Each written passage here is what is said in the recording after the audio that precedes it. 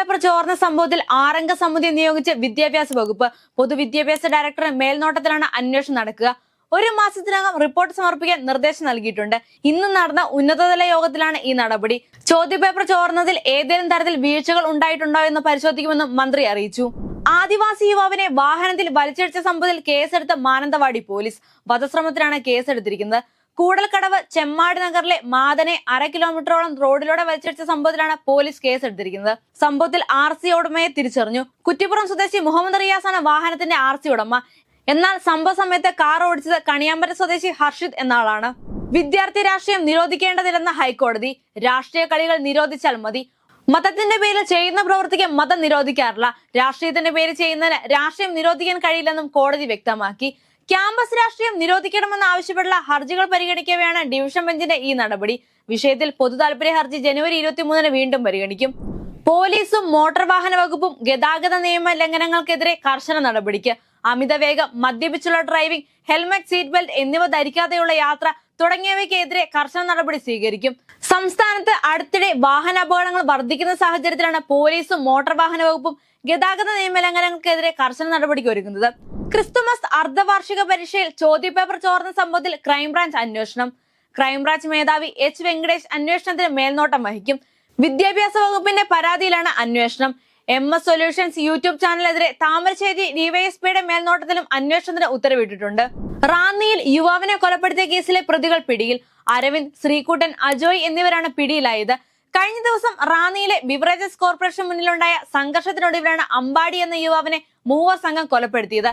സംസ്ഥാന സ്കൂൾ കലോത്സവത്തിന്റെ അവതരണ ഗാന നൃത്താവിഷ്കാരം ചിട്ടപ്പെടുത്താമെന്ന ഉറപ്പുമായി കേരള കലാമണ്ഡലം. വിദ്യാർത്ഥികളെ സൗജന്യമായി പഠിപ്പിക്കാമെന്ന് കലാമണ്ഡലം രജിസ്ട്രാർ വിദ്യാഭ്യാസ മന്ത്രിയുടെ ഓഫീസിന് ഉറപ്പ് നൽകി.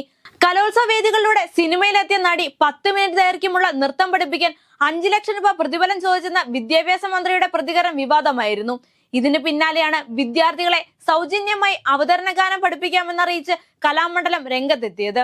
അരീക്കോട് സ്പെഷ്യൽ ഓപ്പറേഷൻ ഗ്രൂപ്പ് ക്യാമ്പിൽ ആത്മഹത്യ ചെയ്ത ഹവദിൽദാർ വിനീതിന്റെ മരണത്തിൽ കൂടുതൽ തെളിവുകൾ പുറത്ത്.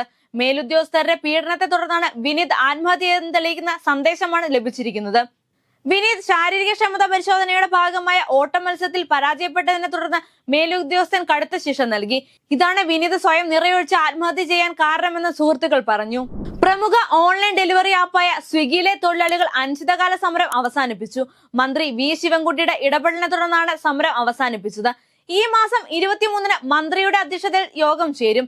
യോഗത്തിൽ സ്വിഗ്ഗി മാനേജ്മെന്റ് പ്രതിനിധികളും പങ്കെടുക്കും. തിരുവനന്തപുരം, കോഴിക്കോട് ജില്ലകളിലെ സ്വിഗ്ഗി ഡെലിവറി തൊഴിലാളികളാണ് അനിശ്ചിതകാല പണിമുടക്ക് നടത്തിയത്. കമ്മീഷൻ വെട്ടിക്കുറച്ച മാനേജ്മെന്റ് നടപടിയിൽ പ്രതിഷേധിച്ചായിരുന്നു സമരം. ഇവർക്ക് ഐക്യദാർഢ്യം പ്രഖ്യാപിച്ച് സൊമാറ്റോ ഫുഡ് ഡെലിവറി തൊഴിലാളികൾ രംഗത്തെത്തിയിരുന്നു. പലസ്തീന് ഐക്യദാർഢ്യം പ്രഖ്യാപിച്ച വയനാട് MP പ്രിയങ്ക ഗാന്ധി. പലസ്തീൻ എന്നെഴുതിയ തണ്ണിമത്തൻ ചിത്രമുള്ള ബാഗ് ധരിച്ചുകൊണ്ടാണ് പ്രിയങ്ക പാർലമെന്റിലെത്തിയത്. പ്രിയങ്കയുടെ ഈ നീക്കത്തിനെതിരെ രൂക്ഷ വിമർശനവുമായി BJP രംഗത്തെത്തി. പ്രിയങ്ക മുസ്ലിം പ്രീണനം നടത്തുമെന്നതായിരുന്നു BJPയുടെ വിമർശനം. ABC ന്യൂസ് അവതാരകനെതിരെ നടത്തിയ മാനനഷ്ട കേസിൽ അമേരിക്കൻ പ്രസിഡന്റ് ഡൊണാൾഡ് ട്രംപിന് $15 മില്യൺ നഷ്ടപരിഹാരം. ബലാത്സംഗ കേസിൽ ട്രംപ് കുറ്റക്കാരനാണെന്ന് ABC ന്യൂസിന്റെ ആങ്കർ പറഞ്ഞതിനെതിരെയാണ് പരാതി നൽകിയത്. കേരള ബ്ലാസ്റ്റേഴ്സ് കോച്ച് മൈക്ക് സ്റ്റാഹറെ പുറത്താക്കി. സ്റ്റാഹറയ്ക്കൊപ്പം സഹപരിശീലകരായ ജോൺ വെസ്ട്രോം, ഫെഡറിക്കോ പെരേര എന്നിവരെയും പുറത്താക്കി. സീസണിലെ കേരള ബ്ലാസ്റ്റേഴ്സിന് മോശം പ്രകടനത്തെ തുടർന്നാണ് ഈ തീരുമാനം.